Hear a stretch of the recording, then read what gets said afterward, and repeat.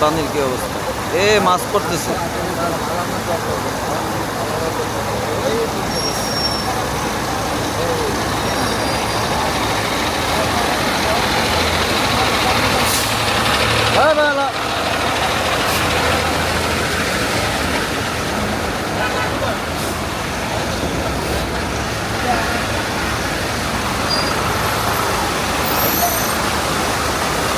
শওকত ভাই, লাইট টিপেন না, লাইটের চার্জ লাগবে পরে।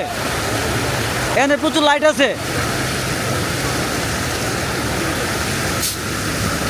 এখানে দাঁড়ানো যায় না, মানুষ আসতে কষ্ট হয়ে যায়, এত স্রোত। হ্যাঁ হ্যাঁ, স্রোত আস্তে আস্তে আরো বাড়তেছে। দেখেন কি অবস্থা পানি।